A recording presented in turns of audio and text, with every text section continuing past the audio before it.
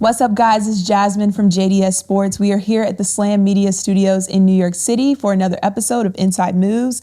Our guest today is Alex Taylor, designer and founder of Hoop York City. We're going to have a great conversation with her today, really get into what this brand is all about, how she's pushing women's basketball forward, and what she's doing for the women's basketball community.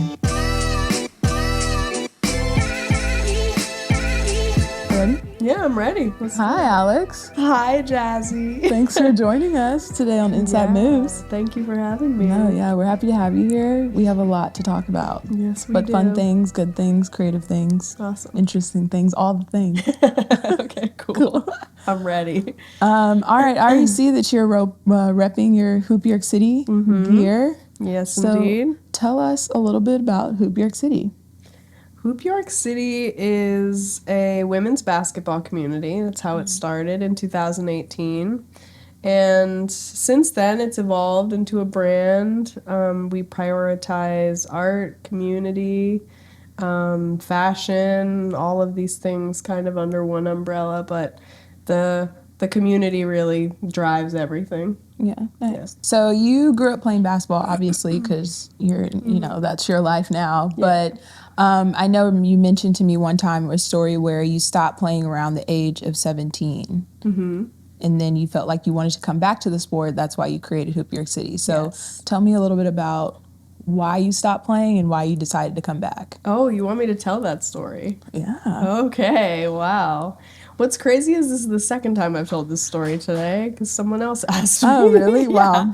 So when I was in high school, I think I was a junior or senior, I can't remember, but I obviously had a varsity coach, and he was late 30s, and a few of my teammates, and I discovered that he was having an inappropriate relationship with a girl on our team who was 16. And after we all found out about that, it totally changed all of our relationships to basketball. It was the last time, I had a break that I didn't play from that year, which I think was like 2008 to 2014, and I was in New York, living in Harlem, and I would wake up super, super early to get to the court if I wanted to, get shots up or anything. Because, Harlem, all of the courts are, teeming with younger guys and older guys all playing, but all men. And it really took, it just took a lot out of me to have that experience when I was in high school. And like I said, it just totally changed my relationship to basketball. And I didn't understand how much of an impact it had on me until I, started to reflect a lot through interviews and things like this where people would ask me, what's your relationship to the game? And, there was a pause. Why did you stop? You know? And it's I never really unpacked that of, why I put it down for so long, for all of those years. And to be able to now have it be my life and my livelihood and just everything I eat, sleep and breathe every single day is it's so full circle and just so remarkable to me sometimes thinking about it. I love that you're able to recreate your relationship and your story with basketball, knowing that was, you didn't want that to be your ending and you created Hoop York City. So you created Hoop York City in 2018. What was that process like? What was the first Hoop York City run, Hoop York City event? So I had a friend call me, a childhood friend. I hadn't heard from her in a decade. And she called me and was like, hey, I live in New York now. I know you're here as well. And I remember you played basketball when we were younger. Yeah. And I was like, yeah. She's like, it was your identity then. Yeah, exactly. It still is apparently. But yeah, she called me and she was like, well, I just started working with Equinox on the Upper East Side, and we have 2 NBA regulation size courts, and there's so many men. She's like, we have women who want to play, but no one ever gets an opportunity. It's all of these guys. If I gave you court time, would you have women you'd want to invite to come hoop and play with you and whatever? I'll give you the time on a Saturday, 12 to 2, blah, blah, blah. And I was just like, yeah, okay. Like at the Yeah. time, I think I maybe knew 4 women Yeah. who played basketball. And Little 2-on-2. I Yeah. called all 4 of them. I posted something on meetup.com. I started hitting people on Instagram. If there was a ball in your bio or in a photo or something, I was like, do you hoop? Do you want to hoop? Because we have an event. And I just hit the ground running. I'm like such a perfectionist when it comes to everything pertaining to Hoop York City, and that's been true since day one. And when I got this opportunity, I was like, oh my god, like I need a name, I need to brand it. What is the event gonna look like? Should we do a mixer afterwards? I have to get like a beer and wine sponsor. I gotta get a restaurant to like bring us food so that afterwards we can all play. I'm like, I need a DJ. We should get a DJ to DJ the run. I'm like totally just like spitballed. And it was just like I got the bug when that happened. It was something that I didn't realize I needed so much, and it was just something I totally poured my heart into, and that's just what I continue to do. It's like from that first one in July of 2018, like it went so well. We had spectators. Mason Plumley was there. He came. Oh, wow.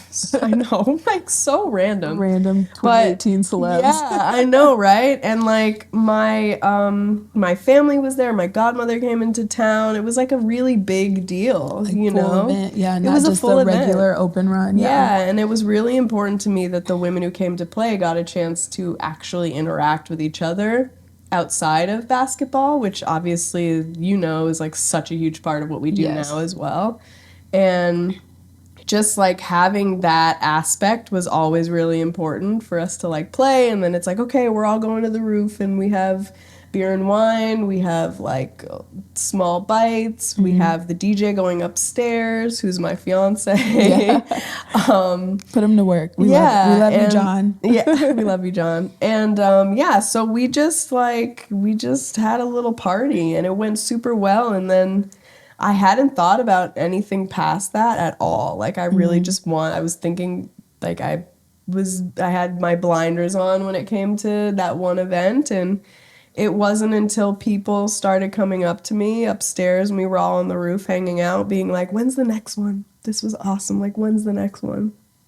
And I was just like, I don't know. Like, I guess I got to figure that out. Like, you like it? Okay. Like, maybe I should keep it going. So I obviously talked to them, and we did another one the following month, and then we did a third one. And after the third one, they called me and they were like, listen, Alex, like, we're getting a lot of pushback from the guys.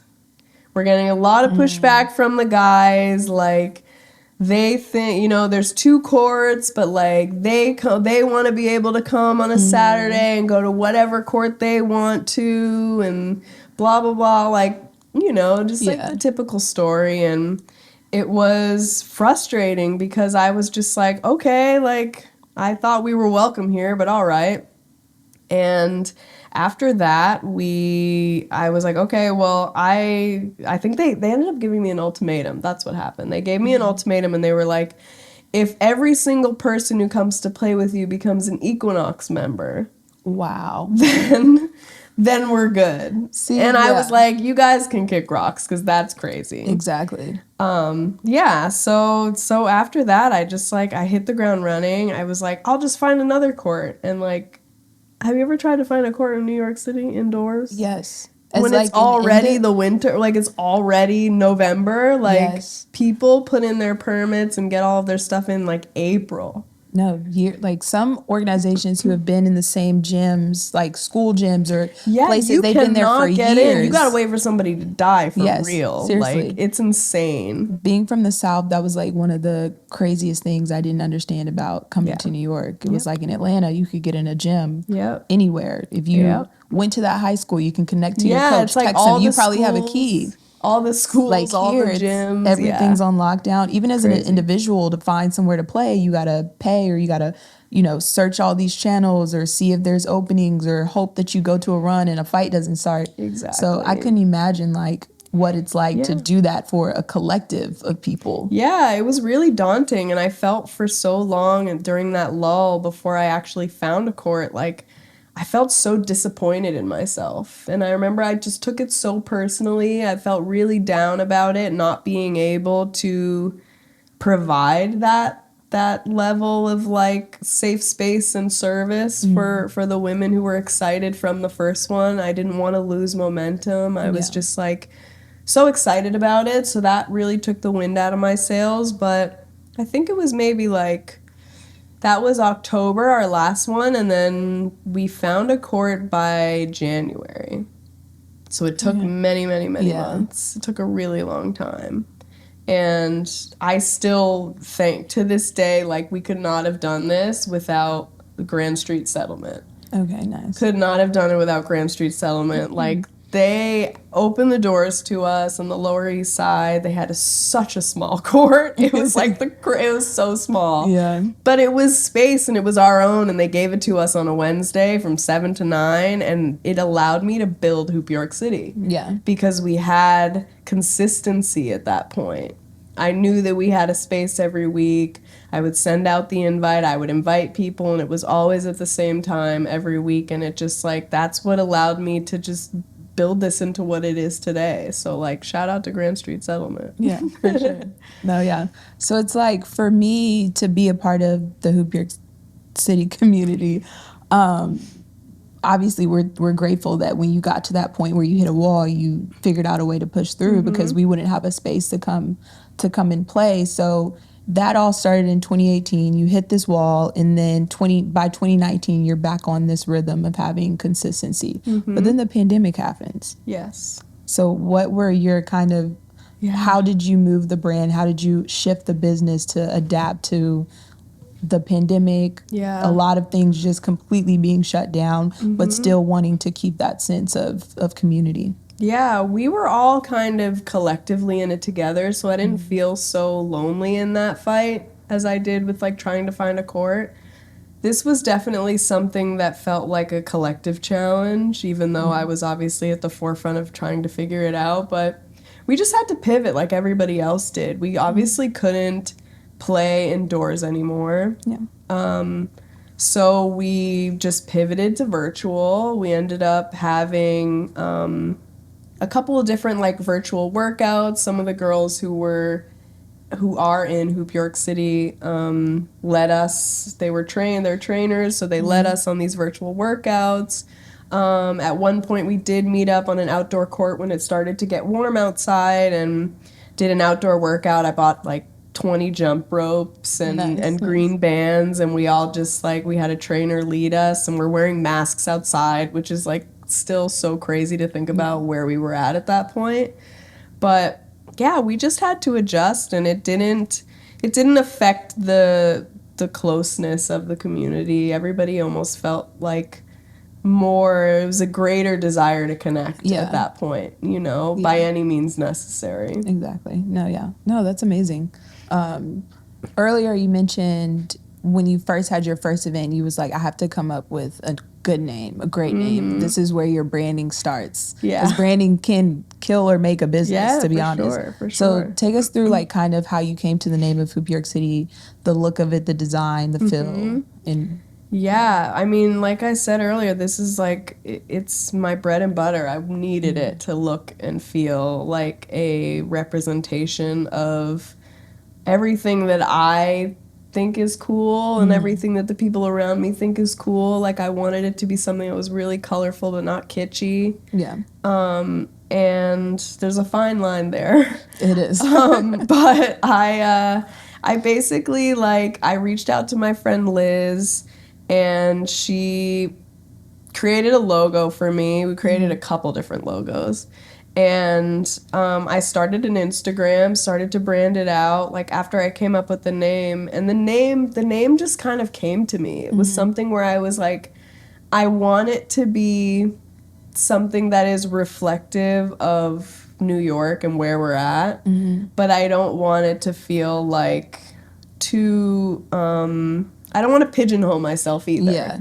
I don't want it to be something too cutesy, or it's like girls basketball kind Yeah. of vibe, Like I wanted it to sort of be something that could be anything. Anything, connect to Yeah. anyone. Yeah. Yeah, exactly. So, yeah, once I came up with the name, I just I kicked the freaking door down. I really did. Like, everything after that is a blur because I really just went head down into it and was like, I need a website, I need a logo, I need this, I need that, I need the Instagram. I start following people following back. Like, it's interesting to see where I started, and it's so funny because I still have that burning passion for That's it. good. A lot of people lose that once they hit a certain level. I have not. I have not. It's definitely the what we do with Hoop York City has evolved, obviously, but it's still the core of it is still about us as a collective. It's always going to be the foundation of what we do is for women, by women, and what we do for the younger generations and things like that is always going to be the priority number one above everything else. Yeah. And you having a fashion design background, how did that really help you kind of have a step ahead in your branding and your concepting and understanding what holistically you wanted everything to be? Yeah, when I started it, I was actually doing digital branding. So I was running a lot of different Instagrams for a lot of different people. On that true New York hustle. On that true New York hustle, we were running this brand Nolita that's now called New York or Nowhere. We were running their Instagram. We were hustling, and it was me and a team of 3 women. And we were just meeting up at Soho House every day and running people's Instagrams and clicking on our laptop all day. And it just it helped me to sort of think about I learned so much about scheduling posts and how to do deep dives of research and for content and visual research and things like that. And it's it just oozes out of me. It's just something that I love. I'm super passionate about it, super passionate about branding and art and design, and it had to be a part of it because it's a part of me. And I think that above all is what people really gravitate towards, men and women, because it's we can be whatever. We could be a women's basketball community, a women's brand, but we're a women's basketball community and women's brand for everyone. Yeah. And that's really where I like to stay. And I think that the branding in particular is a reflection of that.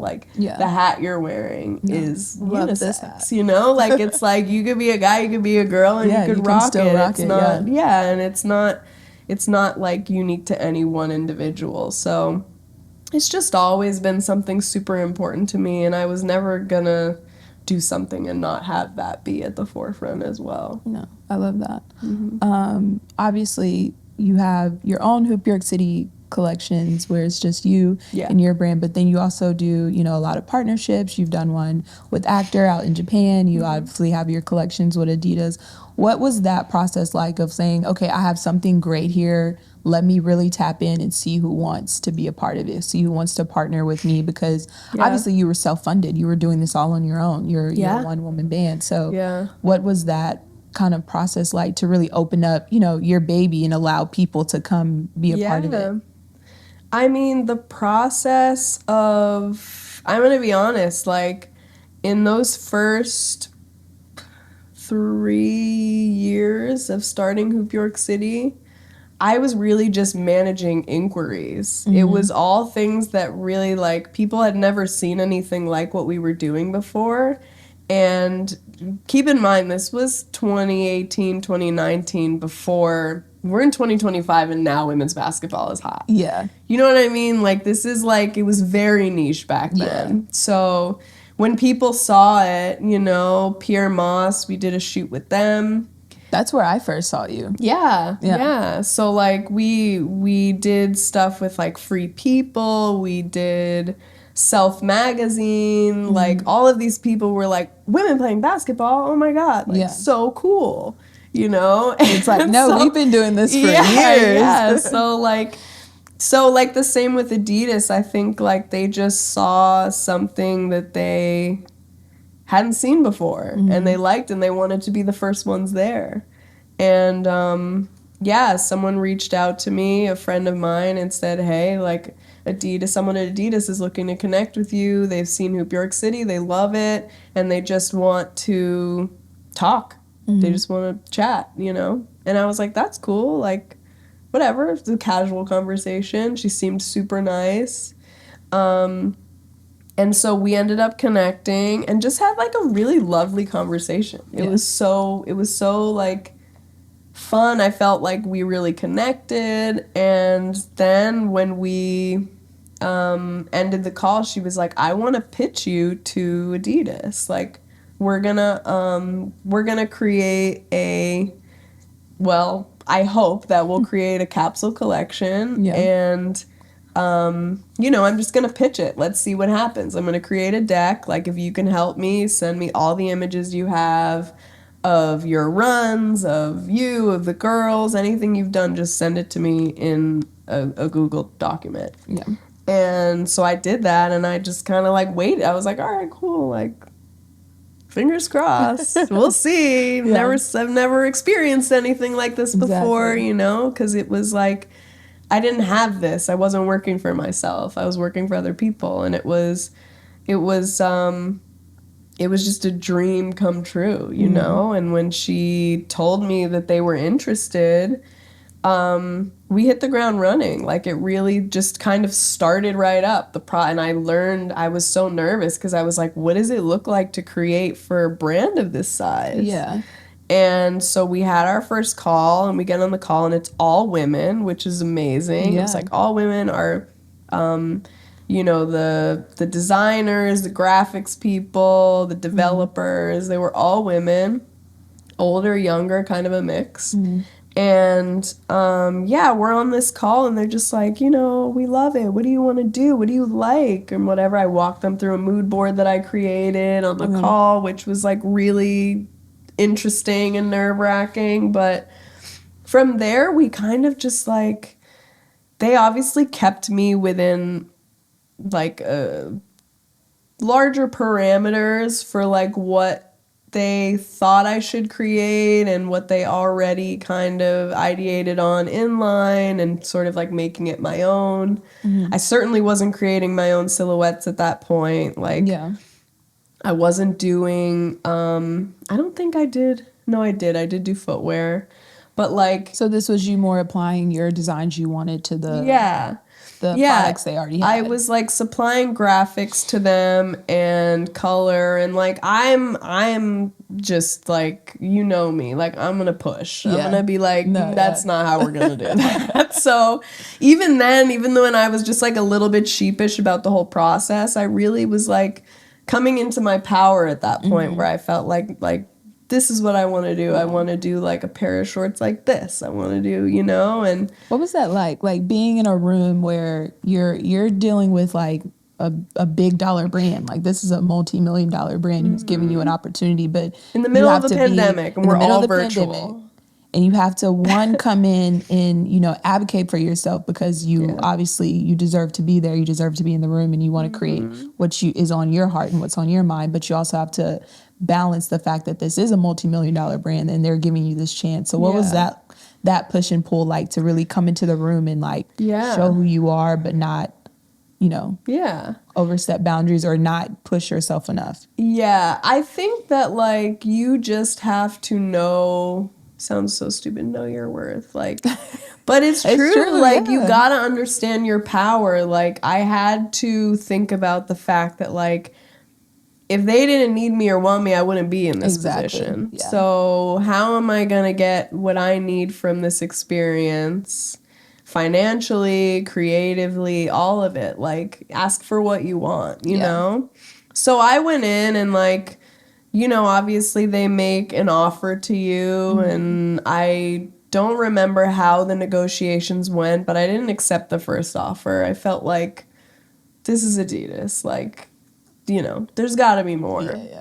So, you know, you have like a back and forth, and it's just me negotiating. I don't like, I called on a lawyer friend of a friend and had them read my contract, and we redlined, and she taught me a lot about like what is standard and what's acceptable. She was doing licensing deals for North Face and like all of these really National Geographic, like wow. yeah, like different brands who license their product for apparel. So she was doing like National Geographic has apparel and Urban Outfitters. So like Wow. yeah, Interesting. so Did not she know was that. yeah, so she was redlining, and like it was an interesting process because like during that deliberation you're just thinking about like what if it goes away? Yes. What if I push too I hard? was about What to if ask you, what is maybe I that should have fear just like? Yeah. accepted what they gave me? What if I asked for too much? You know, like there's always going to be that rumination about like maybe I should like make myself a little bit smaller. Yeah. But I've learned a lot since then, you know, and like 2 years later, this is 2020, they work on like almost a 2 year calendar. So we started creating for the first collection in winter of 2020, and it didn't come out till 2022. Okay. So when we started creating, like it was, I think I was on my second collection, and then they asked me to extend. And at that point, I'm like, oh, okay, they really like me. I can let me An try. extension Let we me love. see what's there. But like, yeah, at that point, I knew about so much about materials and tech packs and just like the process of creating something from start to finish. Yeah. And I truly like I'll always, always, always love and appreciate that brand for the Yeah. opportunity they gave me that like I had no business. Like I was No, you had I business. was You yeah, had sure. business. But like I was so fresh. I was so fresh. Like Yeah.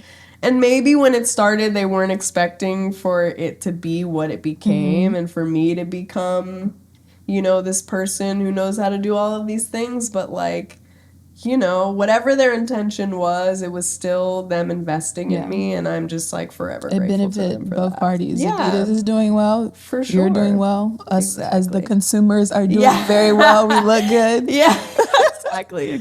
No, yeah, Can't so ask for much more. Not much more. So what was it like when I guess like your first capsule came out with Adidas, that collection? What was that like? Did you feel a shift when it was like, okay, I've been behind closed doors doing all of these amazing, you know, progress work, getting all these designs done, getting this collection done with Adidas. Now it's out in the world. I feel like for me as a part of the community, part of you know, being a friend of yours, it was like I saw that shift in the world of how everyone saw you, how everyone saw Hope York City. It was like, oh no, she's that girl. Oh, interesting. This is that brand. I don't have visibility to that. I don't have like like I don't pay attention. I don't know. I think maybe I just don't see it. Like I never really concern myself with perception at all. So like those things are often lost on just me. over your head. Yeah, like I appreciate you telling me that. Thank you. But I just like I think there was a shift in like it wasn't this, you know, it takes 10 years to become an overnight success, as they say. My journey was a little bit shorter, but like I don't think that I still haven't reached the pinnacle of what I'm capable of and what I want to do. Yeah. So like it's 2022 and my first collection comes out. I can tell you what stands out is supply chain issues. Because my first collection got rocked by the pandemic holding ships and like all types of stuff. Like half of my stuff didn't even make it. Maybe like 2 pieces out of the collection. Yeah. But like it was just growing pains. That was something that I think I initially felt really disappointed about and I took really personally. But it was so far out of our hands and out of their hands that I now understand now. But I don't know. I think like the shift was really with me internally, I think. That I really focused on and that I noticed was that I felt like I don't know, just being at the forefront of something like this where I'm like creating for and advocating for a collective, you know, an army of women.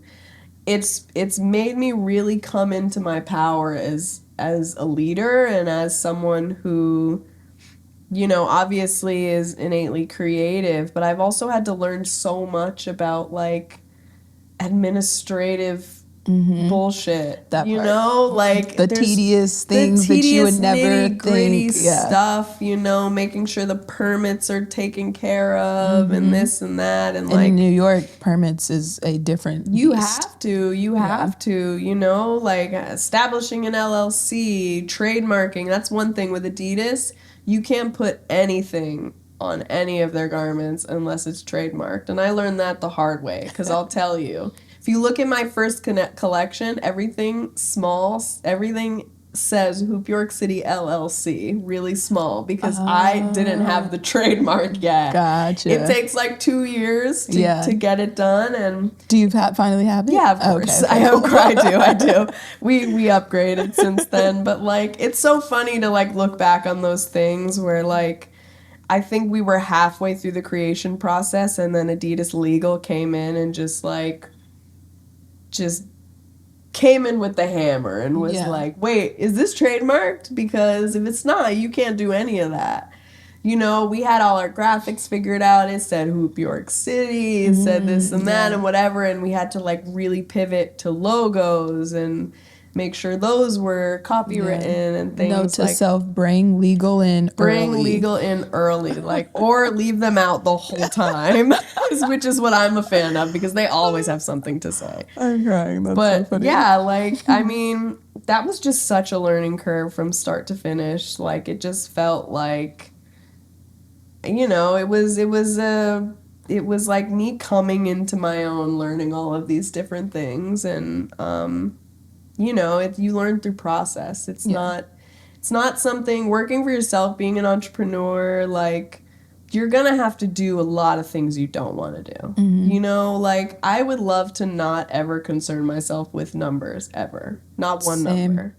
Not one number. Don't show it to me because I don't care. As long as if it was hot and people thought it was cool, I don't care what it cost or what it made. But sadly, numbers is the most important thing. No, exactly. But it's like, you know, those types of things, like it's being in this position, it's such a blessing. And there's just so many days where I'm like, that I'm at the point now where I really can and have to outsource a lot of those things that I just can't. It's not my thing. It's not ever going to be my thing. Your time's better spent. Yeah, exactly. Other places, so I'd rather delegate at this point. Yeah. Hey, you're a leader. I get it.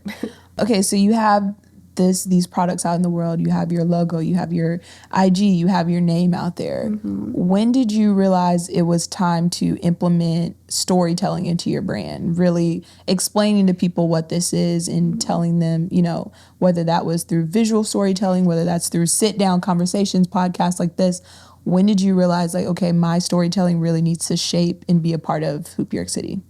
Probably when my Adidas collections started to come out, when we had to shoot and tease and do all of that, I was kind of like, okay, like a lot of people don't really know who we are or understand who we are. We're about to get way more visibility than we've ever seen with this launch, and like I want to make sure, one, in the storytelling, that I'm being authentic to who I am, to who the brand is, and to who everyone that's part of it. So that's like having a photo shoot where the people who are wearing it are actually in the community, which is really important to me, you know, because they'll want to shoot on models. They'll want to like make it look a certain way so that it feels like cohesive with their branding. And that wasn't of interest to me. I wanted you guys to be in it. Weren't you in the first one? I think so, yeah. You were. Yeah. So that was just super exciting, and like we had... No, that was a fun shoot. Yeah, we had Gabby shoot it, who's also in Hoop York City. We had her shoot it, and like it was just kind of a family affair. So to be able to tell the story of Hoop York City, I tapped Hoop York City to do that, you know? No, that's cool. Yeah. I love that you, like you say, you like don't just have the community be a part of it or come to things. You actually have us be in it, like in the everyday. So I want Sorry, to talk. by the way. No, what are you apologizing for? I'm sorry that you have to be in it. No, I love There's being in so it. many just nitty gritty moving parts, but No, yeah. we love being in it. It's Yeah. honestly like my favorite thing about living in New York is being a part of New York City. That's awesome. I love Just hearing that. because I grew up playing basketball, I played in college, and so I've always been a part of a team. Essentially, Yeah, I've always had a that's group true. of women who have been my best friends. Honestly, some of the girls I played with in college, they're still some of my best Yeah. friends to today, and they'll still be friends forever. So I know, coming into my adulthood after school and coming up here, I didn't know where that community would come from, and I didn't know how I was going to find it. Yeah. And so I remember you had the Hennessy commercial Yeah. going on during like all of the NBA games. Like that would show up every Yeah, time. yeah. And That like was a all wild of time. 2020, my mom would scream because obviously I went back home for a little bit. Yeah. My That mom was later. That was later. That was yeah. 2021. 2021. That was like end of. Yeah, 2021. But I joined in February 2021. How? Really? Yeah.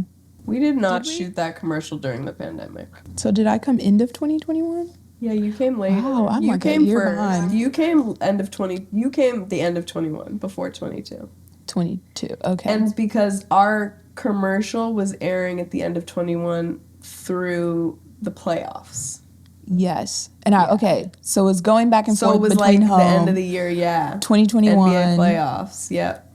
Christmas Day. Yes. Yeah, I don't remember what commercial. I think your I mom was home saw, for but Christmas. It had to have been Christmas. Maybe it was Christmas, yeah. And she kept, every time it came on, she was like, you need to do this. You Your need to mom? find this. Yes. Shout out to my mom. Thanks, Mom. That's so funny. Not She your was like, mom you need to recruiting find for this. me. You need to Thanks, find Mom. this. And I was like, okay, I'll sign up. So I finally signed up and I came and I was like, wow, there's a lot of women here. And a lot of them like are hoopers, like live the same life that I did. Yeah. That was, basketball was their identity. So I remember when I came and you like didn't keep score and it really wasn't all women's run. And I was like, and it was invite only. I was like, wait, this is like real deal. So what kind of made you do that? Like have an invite only women's run, obviously, to keep the space safe for women, but the not keeping score, like how did you keep the competitiveness still there? Oh, well, that was something, I'll be really honest with you, the not keeping score just came, you've seen me keep time. Yeah. It's really bad. Like, I'll tell you 7 minutes and y'all be playing for 15 minutes, huffing and puffing. Like, what is the time? No, yeah. I've gotten to the point where I just scream at you, like, Alex, the time is up, and you're not telling us. So I wasn't really great at keeping score. I'd get distracted, I'd chit chat, I'd go get water, I'd come back. Like, it was just, it didn't work. So people would be like, what's the score? And I'm like, well, did you just... I thought you got a point. Like, it just ended up being a mess. And at some point, there was one run, I think, like, we started keeping score in the beginning of it, and at the end, I was like, I'm not doing this anymore. And I, like, stopped doing it. And my friend Naveen, who you know, obviously, Naveen was like, wait, I love this because I'm a former D1 hooper. Like, if I'm playing for points, my brain doesn't know how to shut that off. Yeah. Like, I'm going for blood. Like, we're hooping. Yeah, exactly. Like, so it's just, I find that it's really disarming for people. No matter what level you're on, you come in and you understand we're here for fun. We're here to foster togetherness and camaraderie and all that good stuff. Like, it really just disarms people so that they can come in and just think about, like, how to get the ball in the basket. Yeah. Do you know what I mean? No, and, like, it doesn't affect the level of competition because, again, we're invite only. Like, and that's something I struggled for months about that, being invite only, because I'm like, who do I think I am? Like, I started a community and it's supposed to be for all women everywhere. And, like, it was like a mourning period of feeling like I was disappointing everyone or some people.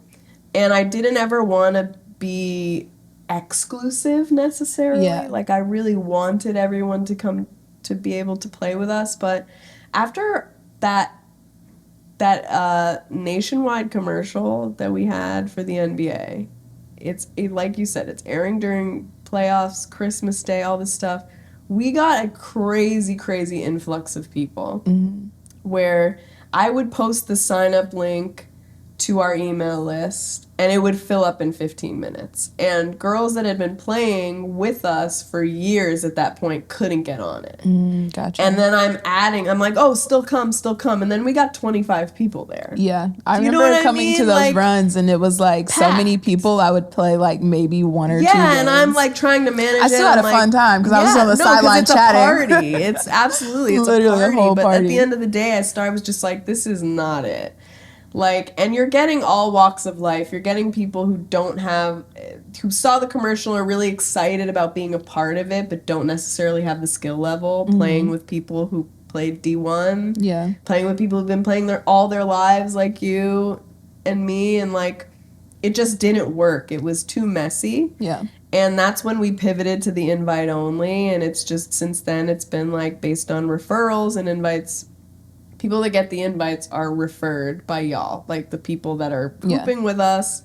You meet someone, you vibe with them. I trust you, to vet and to invite people who, because you understand the energy that we're trying to protect. The vibes that you want to keep, yeah. Like, you can't come in with your headphones on and not interact with anyone. Yeah.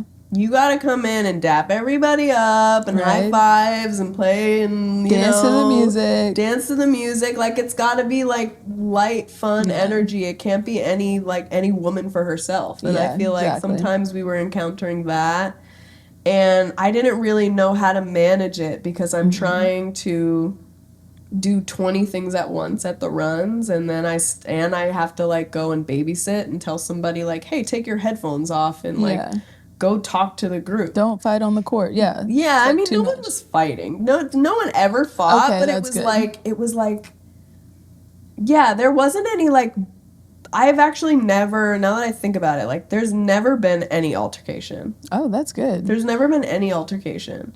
Like, to be able to say that in New York, not even like a disagreement. It's great. Like, yeah, it's really like, call your own fouls if you feel disrespected. Yeah. Other than that, keep playing, We're not playing for score. It's not that serious. None of us are, well, some of us are doctors. Some of them are doctors. Yeah. But it's like, this is not heart surgery, We're here to have fun. Let's all just do that.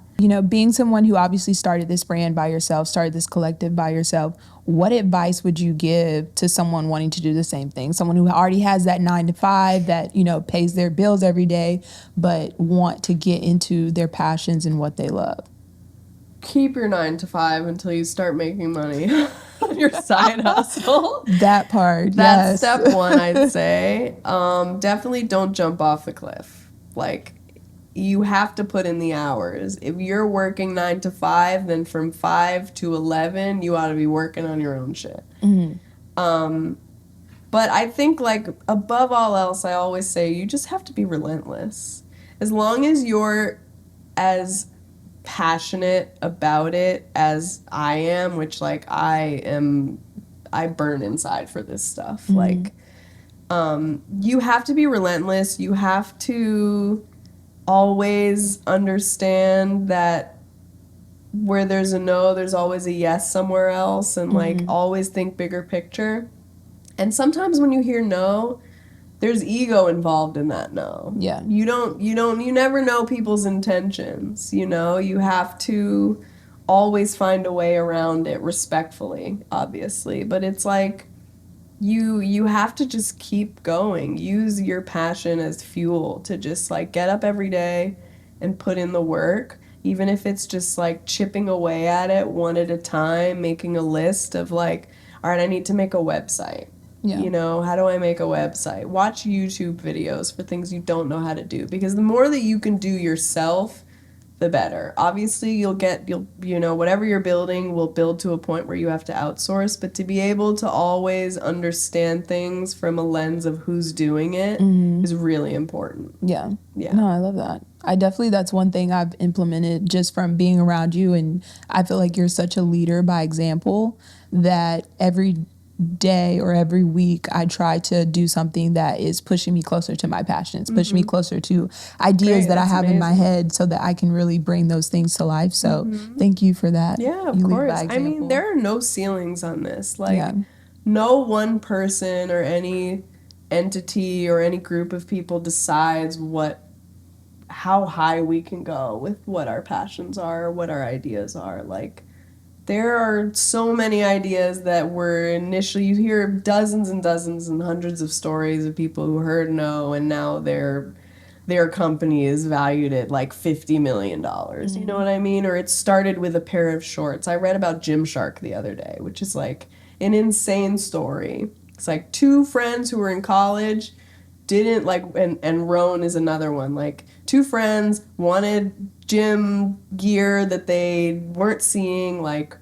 for men that wasn't like marked up with all of these different logos or whatever, and they just bootstrapped it, went into Equinox, sold to them, and just built it up, and now they're like millionaires. Yeah. It's insane. So it all just starts with a really small idea. And you just have to stay true to that idea. You can still evolve, still pivot, but like always stay true to whatever the initial foundation is that you're trying to build on. Yeah. Over here taking notes. Thank you. Thank you for that. Sure. Let's get into women's basketball, WNBA, college Yeah. basketball. Unrivaled. Unrivaled, yes. Shout out to Unrivaled. How has it been seeing, you started Hoop York City at a point where people were like, oh, women's basketball, like, oh, we want to be a part of this. But now we're in 2025 and women's basketball is at the forefront of a lot of things, which is well deserving. We should have been there a long time ago. Sure. How have you associated Hoop York City with this movement? With, we see people like Sue Bird wearing your merch. We see all of the female Adidas WNBA players, athletes who are signed to Adidas. We see them wearing Hoop York City. How have you put yourself in positions to really be a part and help push the women's game forward? I mean, I think like there's a lot of different answers I could go with. I think like we have stayed true to who we are. I think like we remain a community that is cool and full of women who are good people, who are creative, that love connecting, that love serving the youth, like so many different ways that we want to give back and stay connected to the game. And I think that's at the forefront of all of it. That's step one. And I mean, the second part is, I guess, like, having people wear our merchandise is a huge part of our success as well, because that's something that just does the talking for you. Exactly, yeah. You know what I mean? It opens up so many doors. It makes you trustworthy as a brand in a sense to know that someone like Sue is gonna rock it, or like it's really hard to quantify those moments, obviously, but it's like those types of things that when they happen, it's really just like, it's always surprising to me, because where I started and where I'm at now with where the climate of women's basketball is like night and day. Yeah. And I think that like, brands that want to join the conversation now, I think that the best thing they can do is connect with authentic entities or communities like ours to just kind of like stay honest. Yeah. That's kind of what I think. More brands and media companies are investing in, self-started leagues like Unrivaled. Unrivaled raised like $32 million in their first year. So it's like knowing what it takes to create something from the ground up and pushing women's basketball forward. What do you see the pros and cons of something this big affecting, brands, affecting media, affecting leagues as the WNBA? Like something like Unrivaled. Ooh, I mean, Unrivaled, they're disruptors. They're coming in and like giving these players what they want, and they're players first. Like, I have had conversations with friends of mine who work there, and they say like, we work for the players. That's And awesome. I think that that's the best part about it is that they put these women in a room and they ask what they want and they deliver. It's so simple. It's not that cutting edge, but I don't think that these other companies do that. I don't think that they care enough to do that until there's a lot of pressure on them to do it, you know, to provide childcare for these women, to provide pampering in certain moments, you know, to get sponsorships that align with their actual interest, you know, not just a bank. They have Sephora, you know, like to be able to have a league like that putting so much pressure on all of these other businesses, it's what's needed, you know, like Yeah. they're the leaders of the new school. It's something that is going to undoubtedly just make everyone else elevate, hopefully, and that those salaries better go up. No, yeah, for Those sure. salaries better go up Yeah. in the W because it's Yeah. sad. It's putting a fire under them to really, It is because these women are now going back to their respective teams and Yeah. being like, where's my hair and makeup chair? You know, like I need a foot massage. Yeah. What's up with these facilities? No, I feel Like, that. you know what I mean? Like my kids gotta get watched. Exactly. You know, like, Are y'all gonna help with these things? like, Yeah. it's Yeah. silly that we're at this place where this new thing comes out of the ground in 2025 and does almost everything right Yeah. from the jump. And the reason why is because they care. It's built Yeah. by people who understand these individuals. It's built by Exactly. athletes themselves. And I think it's only going to elevate the greater game Yeah. as a whole. I think it's great that they're putting pressure on the Exactly. W, but they're also not the anti-WNBA, and they don't want to be. Exactly. Yeah. You know, they want to be like in cahoots with them. They want to Exactly. raise the equity for all women Yeah. in Like raise the bar. yeah, exactly. And that's their Literally. main goal. They're Yeah. not they're not doing anything out of spite. It's all about like, how do we serve these players in a way that they're not used to? Yeah. By listening to them. I feel like Unrivaled came and has been, again, an example of how these female basketball players, how the WNBA players should be treated.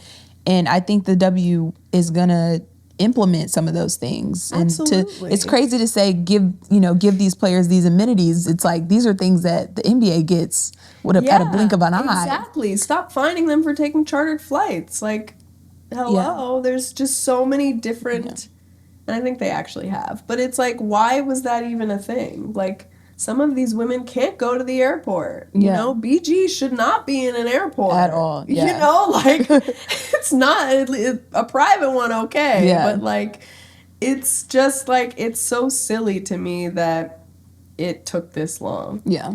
But I also am not... I'm not gonna say that like it's late because I also think it's right on time. Like the time is now. The time is now for these larger brands to invest in these athletes because the reach that they have is incredible. Yeah, no, for sure. And you're already seeing it, like, you know, Indiana Fever, they gave them a new facility. New York Liberty, they're getting a new facility. Can't wait to see that. The Valkyries, that's a brand new team. Their facility is incredible. So I'm excited to see, I'm excited to see what the WNBA looks like this season and how they step up for the players, step up for the community that comes to support them. So I wonder, as an entity as big as they are, how quickly they can activate and implement new strategies like that. I feel like they can do it. I don't know if, I mean, they may not have the bandwidth internally at some spots, but I think in your bigger cities, like in New York, like a Aces, like these, you know, the bigger teams that are winning. Well, the Liberty owners are incredible people. Yeah, I think so I think that's where it starts. It's the owners of these teams who are going to take the initiative to be like, okay, we see the movement, we see the empowerment, we see what these players need. Yeah. We just have to do it. We can't wait on someone else. And maybe that's what it is. Maybe that's what needs to happen first. You know, you never know. But I think either way, something's got to give, right? Yeah. You know, it's time for it to be different. For sure. Yeah. I have a question. You come from fashion. That's your background. Yeah. How or what WNBA player would you be interested in possibly styling. I feel like tunnel fits is now a big craze. Yeah, It's how we see the players' personalities and things come to life. So if there was a WNBA player you could style, Just who would one? it be? Ooh, if it's just one, I'm gonna go with Paige Beckers because she's new and she's got something to prove and she wears clothes well. Like, you see a lot of people in the W who maybe love fashion, but the clothes wear them. Yeah, you can always tell when they're styled or if they're over styled or over accessorized, and like, I think Paige would be a really exciting project, even though her stylist is amazing already. I think she's got it covered. Yeah, you got to ship her some Hoop York City gear. Yeah, for sure. I know. She's on my list, trust me. Good. Last question before I let you go. Yeah. What is next for Hoop York City? What is your goal, let's say, in another 5 years? Oh, wow. Another 5 years. I really want Hoop York City to become an agency of sorts. I want it to be something that it's already like an umbrella for several different things, but I want another thing to be an agency because I feel like there are so many talented people that we have in this community, you included, that do so many cool things.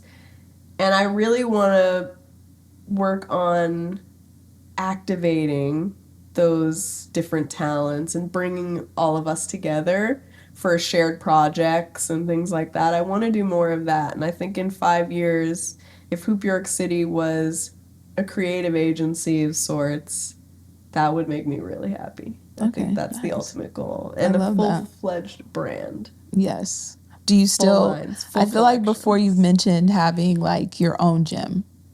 Yeah. Is that still a goal? See, this rent though.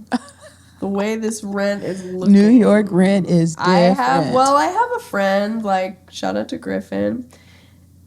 He is opening a gym called The Program in Greenpoint, and those numbers are kind of crazy. You need a lot of money for that. You need a lot of money, and I am up for the challenge for sure, but I think that when it comes to what we do, I would love to have some sort of a dedicated space with a court, absolutely. I just don't know that it would be something that was public. I think it would be more of like a space where we do summits for young girls and we have a court for our runs, and we have offices where we're running our creative agency, and like, that's my dream. Have a retail space possibly? Yeah, exactly. Like, it would just be a concept space. And I think that would be my dream.